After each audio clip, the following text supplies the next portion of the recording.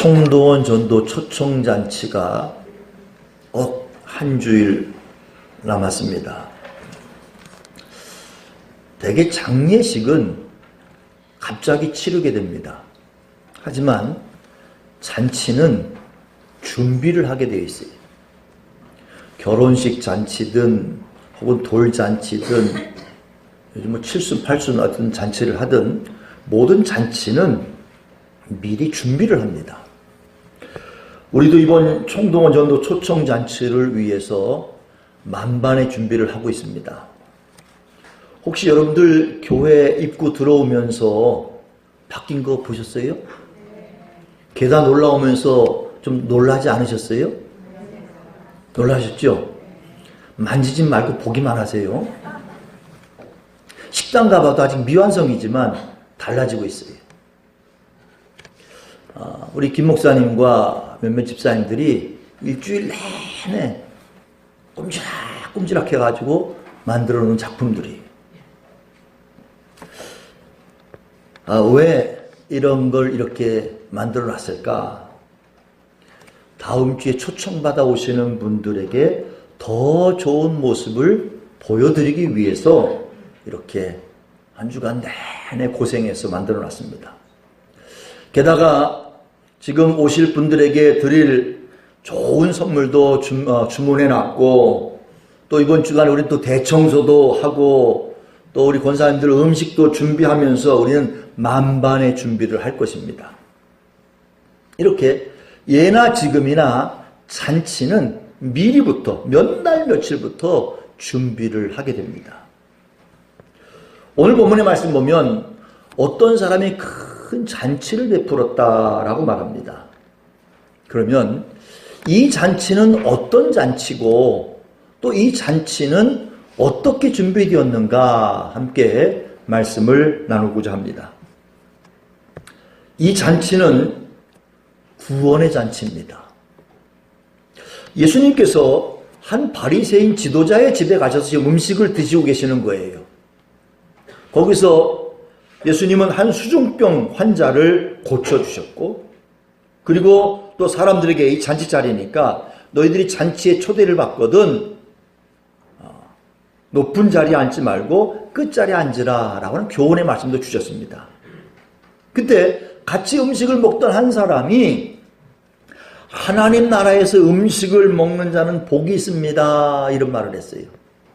그러자 예수님께서는 오늘 본문에 나오는 이 잔치에 대한 비유의 말씀을 전해주셨습니다. 이 잔치는 비유의 말씀이에요. 실제 있었던 것이 아니라 비유의 말씀이지만 이 잔치는 하나님께서 우리를 위해 베푸신 잔치입니다. 다시 말하면 그 잔치는 우리를 위한 구원의 잔치입니다. 여러분, 구원이라는 게 뭐예요? 구원은 건진받음을 의미합니다. 어떤 어려움이나 위험에 빠진 데서 건진받는 것을 구원이다 라고 이렇게 얘기합니다. 가끔 우리는 뉴스에서 어떤 사람이 지하철 철로로 떨어졌어요. 그래서 사람들이 얼른 가서 그 사람을 끄집어내서 다행히 그 사람 목숨을 건졌다라고 하는 그런 뉴스를 가끔가다 듣게 됩니다. 그러니까 그 지하철 철로에 떨어진 사람은 다른 사람들에 의해서 구원받은 거예요. 그 죽음에서 건진받았으니까 구원받은 거죠. 하나님께서도 우리를 건지시기, 우리를 구원하시기 위해서, 다시 말해 우리를 건지시기 위한 잔치를 베푸셨습니다. 여러분, 우리를 건지시기 위한 잔치라는 얘기는 우리가 지금 위험에 처해 있다, 이것이 전제되는 거예요. 우리가 위험에 처해 있지 않으면 우리를 건질 필요가 없잖아요. 그런데 우리를 건지시기 위한, 우리를 구원하시기 위한 잔치를 베풀었다는 얘기는 일단 우리는 어려움, 위험에 처해 있다는 것이 전제됩니다. 그렇습니다. 세상 모든 사람들은요, 큰 위험에 빠져 있습니다. 그 위험이 어떤 위험입니까? 죄로 인한 죽음의 위험입니다. 모든 사람들은 죄를 가지고 있기 때문에 죽음을 피할 수가 없어요. 그런데 하나님께서는 그런 우리를 건지시기 위한 잔치를 베풀어 주셨습니다. 죄에서 이제 우리는 죄로 인해서 죽을 수밖에 없는 위험에 빠져 있는 우리들을 하나님은 건지시기 위해서 구원의 잔치를 열어주신 겁니다. 그렇기 때문에 이 잔치는 바로 구원의 잔치입니다. 하나님께서 죄에 빠져 있는 우리를 구원하시기 위해서 베푸신 잔치, 하나님 그 잔치를 준비하셨어요. 그러므로 이 잔치는 다르게 말하면 용서를 위한 잔치입니다. 여러분, 사람들의 죄가 많이 있지만 가장 큰 죄는 뭐냐면 하나님을 향한 죄예요. 하나님을 향해 지은 죄입니다. 하나님을 떠나서입니다. 하나님을 하나님으로 인정하지 않는, 이게 다 죄입니다. 하나님을 떠나 살고 하나님을 하나님으로 인정하지 않고 하나님의 뜻대로 살지 않고 자기 욕심대로 살아가는 이 모든 것 다 하나님을 향해 지은 죄입니다. 이렇게 우리는 하나님을 향해서 많은 죄를 지었습니다. 하지만 하나님은 그 죄를 묻지 않으시고 용서하시기 위해서 잔치를 준비하신 거예요. 한마디로 말하면 와서 먹고 마시면서 화목하자 이 얘기. 너희들이 나에게 죄를 지었어도, 너희가 나에게 정말 죽을 수밖에 없는 죄를 지었어도 와서 내가 잔치를 열었으니 와서 먹고 마시면서 나와 화목하자, 화해하자는 뜻으로 준비하신 잔치입니다. 그러므로 이 잔치, 하나님께서 베푸신 이 잔치에 오는 사람마다 죄와 사망에서 건짐을 받게 되는 거죠. 왜? 하나님은 구원을 위한 잔치를 준비하셨기 때문에 그 잔치에 와서 먹고 마시는 사람마다 이제는 죄와 사망에서 건짐받게 된다는 사실을 여러분 기억하시길 바랍니다. 여러분, 우리가 총동원 전도 초청잔치를 왜 한다고 생각하십니까? 우리 교회를 알리기 위해서 이 잔치를 하는 건가요? 교회 홍보하려고 잔치합니까? 아니면 교회에 그냥 사람들 많이 모이게 하려고 하는 잔치입니까? 아닙니다. 하나님 아버지의 마음으로 하는 잔치라고요. 분명히 기억하시길 바랍니다. 이 잔치는 하나님 아버지의 마음으로 하는 잔치입니다. 세상에 빠져서 하나님을 떠나 사는 사람들에게 하나님과 화목하게 하기 위한 잔치입니다. 하나님을 만나게 하게 하는 잔치예요. 하나님과 화해시키려고 하는 잔치입니다. 다시 말해서 이 잔치는 위험에 빠져 있고 죽게 된 사람들을 살려내기 위한 그런 잔치라는 사실을 분명히 기억하시길 바랍니다. 그러니 우리는 이 잔치를 소홀히 할 수가 없어요. 대충 넘어갈 수가 없는 겁니다. 정말 중요한 잔치예요. 정말 귀한 잔치라는 사실을 다시 한번 우리가 기억할 수 있기를 간절히 축원합니다. 잔치를 한번 하려면요, 비용이 많이 들어요. 우리가 집에서 몇몇 사람들 초대해서 음식을 대접하려고 해도 비용이 만만치가 않아요. 그런데 하나님께서 마련하신 이 구원의 잔치는 얼마의 비용이 들었을까? 이 땅 모든 사람들을 구원하기 위한 그 잔치는 과연 얼마의 비용이 들었을까? 옛날에 먹고 살기 힘든 시절에도 잔치 때는 풍성하게 준비했어요. 그죠? 먹고 살기 힘든 시절에도 잔치 때는 풍성하게 준비해서 모자람이 없겠습니다. 그러니 하나님께 준비하신 이 구원의 잔치는 어떻겠습니까? 저는 시골에서 자랐기 때문에 자꾸 옛날 얘기를 하면 시골 얘기를 하는데, 옛날 시골에서는 잔치를 하려면 돼지를 잡았어요. 시골 사람들이 모여 돼지를 잡았습니다. 여러분, 하나님께서도 구원의 잔치를 위해서 짐승을 잡게 하셨어요. 구약시대에 보면 그 죄사함을 위한 구원의 잔치를 위해서 뭘 잡게 하셨어요? 소나 양을 잡게 하셨습니다. 그런데 이 잔치는 진짜 잔치가 아니에요. 이 잔치는 예행 연습이에요. 하나님께서 진짜 잔치를 위해서 하나밖에 없는 아들 예수님을 잡았습니다. 하나님의 아들이신 예수님을 십자가에 달려 죽게 하셨습니다. 다시 말하면 하나님 이 구원의 잔치를 위해서 예수님을 잡으시는 거예요. 그러므로 이 구원의 잔치의 메뉴는 뭐냐? 예수님의 살과 피입니다. 우리 요한복음 6장 51절 말씀 같이 읽습니다.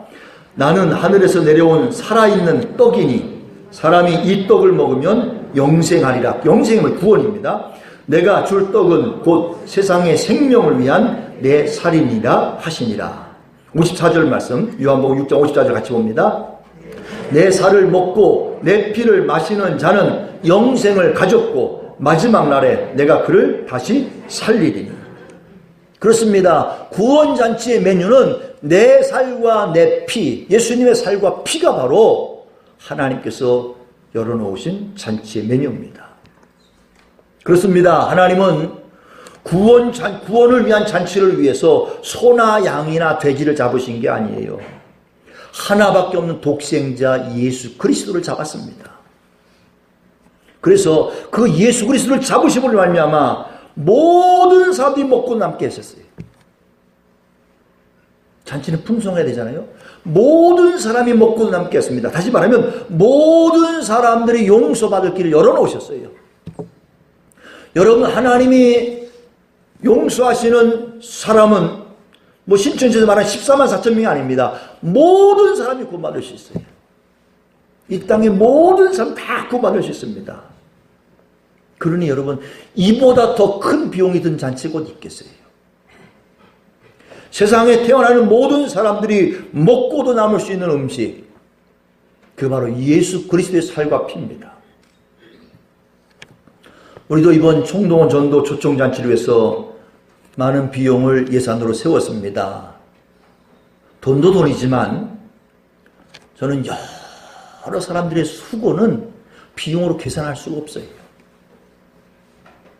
여러 사람들의 그 수고, 말씀드렸잖아요. 일주일 내내 와서 계속 그것도 밤늦게까지 만들어 놓고 또 이제 청소도 해야 되죠. 음식도 만들어야 되죠. 뭐 주문도 해야 되죠. 계획해야 되죠. 일이 한두 가지 아니지 않습니까? 이 모든 것들은 비용으로 계산할 수가 없어요.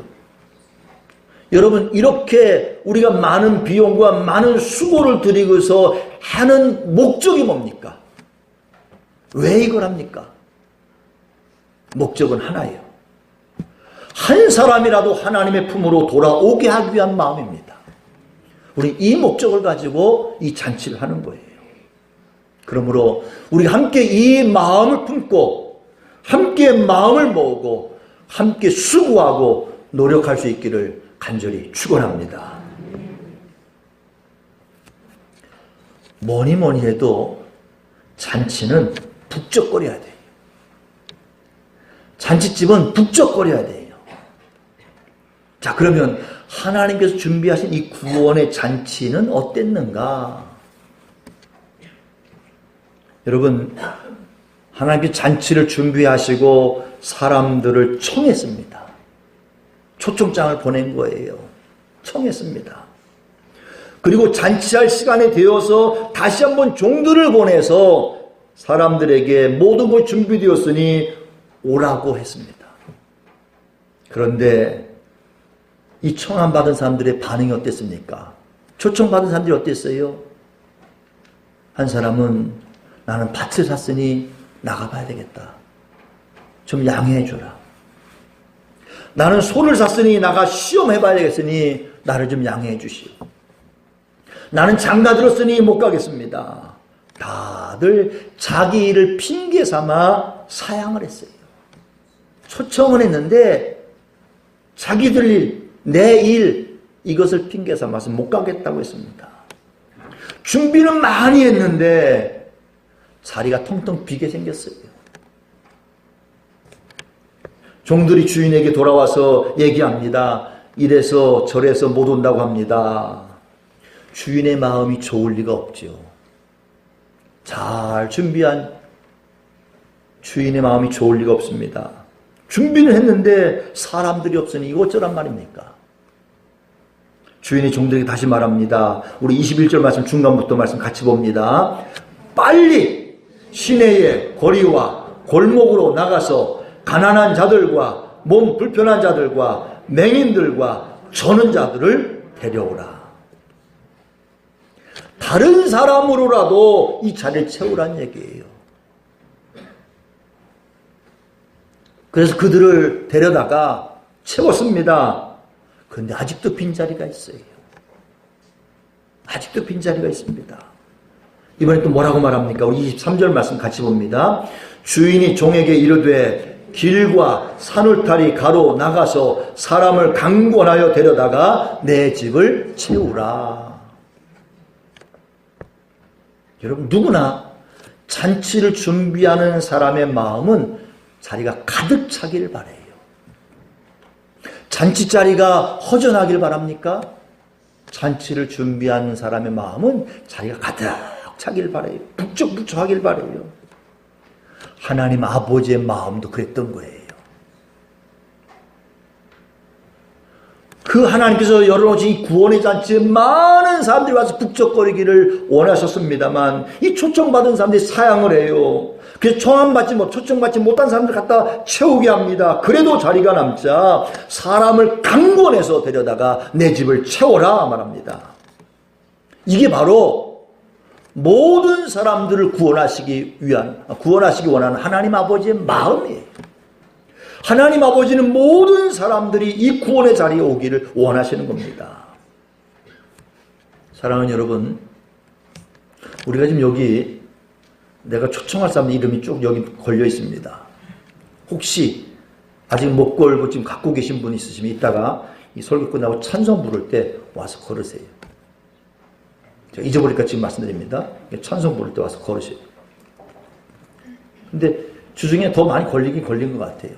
어쨌든 아직 참여하지 못하신 분들은 예배 시간에 이따가 찬송 시간에 거시기 바랍니다. 자, 여러분 여기 초청하기로 하는 사람들이 있으면 저도 두 열매를 여기다 걸어놨어요. 여러분 그분들 만나보셨어요? 얘기해 보셨어요? 선뜻 오겠다고 말씀하시던가요? 선뜻 오겠다고 하시던가요? 아니면 뒤로 빼던가요? 나는 초청하고 싶지만 그들은 선뜻 온다고 하지 않을 거예요. 왜? 왔다 콧괴니까. 안 온다고 할 거예요. 아마 오늘 본문의 말씀처럼 그들은 여러 가지 핑계를 대면서 오지 않으려고 할 겁니다. 그럼 여러분 어떻게 하시겠습니까? 여기 보니까 우리 양점순 권사님, 이상훈 사위죠. 사위 초청한다고 하셨는데 안 온다면 어떡하실 거예요? 장모님이 가자고 하는데 사위가 와야 하게 됐지만 안 온다고 하면 어떡하시겠어요? 이정길 집사님, 박순자 씨 초청한다고 했네요. 안 온다고 하면 어떡하실 거예요? 저는 오시길 바라는 마음 말하는 거예요. 이제 오지 말라는 얘기 아닙니다. 나는 분명히 이분들 초청하고 싶어서 이름을 올려놨어요. 그런데 그분들이 안 온다고 못하겠습니까? 내가 이름을 올렸고 내가 생각했던 사람들이 사양한다고 포기하고 말겠습니까? 하나님 아버지의 마음을 헤아리시길 바래요. 하나님은 내가 생각했던 사람, 내가 올려놨던 사람들이 오면 얼마나 좋겠어요. 그 사람이 설령 사양하고 포기한다, 사양하고 거부한다 할지라도 다른 사람이라도 데려오기를 원하신다는 얘기예요. 그렇게 이 자리가 채워지기를 원하신다는 얘기입니다. 오죽했으면 사람을 강권하여 데려다가 내 집을 채우라고 말씀하셨습니까? 이건 뭐예요? 억지로라도. 표준세성경을 보니까 억지로라도 데려다가 앉혀놓으라는 얘기예요. 요즘 말로만 한다면 저는 이걸 이렇게 표현해봤어요. 인력시장에 가서 사람을 사서라도 데려다가 앉혀놔라는 얘기예요. 이게 하나님 아버지의 마음입니다. 제가 전에 들은 얘기입니다. 이렇게 교회 총동원전도 총청주를 해서 그래서 이렇게 한 사람씩 꼭 데려오라고 했더니 어떤 분이 주일에 택시를 타고서 교회로 오시는 거예요. 교회 갑시다. 그럼 택시기사한테 물어봤대요. 기사님, 1시간에 얼마를 봅니까? 그럼 5만 원, 5만 원 번다고 하니까 그럼 내가 5만 원 줄 테니까 나랑 1시간만 같이 있으십시다. 그래서 교회를 데리고 왔대요. 아, 택시기사는 운행도 안 하고 돈은 받고 앉아있으면 되니까 얼마나 좋아요. 5만 원 받고서 와서 앉아있었던 거예요. 그런데 여러분 놀라운 것은 그 택시기사가 예수 믿고 구원받았답니다. 그렇습니다. 잔치를 준비하신 하나님의 마음은 어떻게 해서라도 자리가 채워지기를 바라십니다. 우리는 하나님의 종들이에요. 종은요, 시키는 대로 하는 거예요. 하고 싶다고 하고 하기 싫다고 안 하는 게 아닙니다. 종들은 시키는 대로 해야 합니다. 하나님은 사람들을 강권하게 데려다가, 다시 말해 억지로라도 데려다가 이 자리를 채워라 말씀하셨습니다. 이번 잔치에 우리 함께 하나님 명령에 순종하는 종들 되시기를 축복합니다. 그래서 다음 주에는 빈자리가 없이 잔치는 준비했는데 정말 빈자리가 있으면 얼마나 허전해요. 우리 하나님 아버지의 마음을 우리가 한번 생각해서 이 자리가 가득 채워지는 그런 잔치로 만들어갈 수 있기를 간절히 축원합니다. 하나님 아버지 감사합니다. 오늘도 우리에게 거룩한 주일 허락해 주셔서 하나님의 거룩한 백성들 한 지체들이 함께 모여서 우리 아버지 앞에 영광 돌릴 수 있게 하심을 감사합니다. 아버지 하나님, 이제 하나님 아버지의 마음으로 저희들 총동원전도 초청주의를 앞두고 있습니다. 우리 성도들 한 사람 한 사람마다 하나님 아버지의 마음을 헤아리게 하옵시고 하나님께서 우리에게 주신 명령을 따라 행하는 저들 모두가 되어서 우리가 한 사람 한 사람을 초청하고 설령 그들이 거부하고 사양한다 할지라도 다른 사람이라도 우리가 꼭 함께 데리고 나와서 이 자리를 채울 수 있는, 그래서 하나님 기쁨을 누릴 수 있는 우리 모두가 되게 하여 주시옵소서. 감사드리며 예수님 이름으로 기도합니다. 아멘.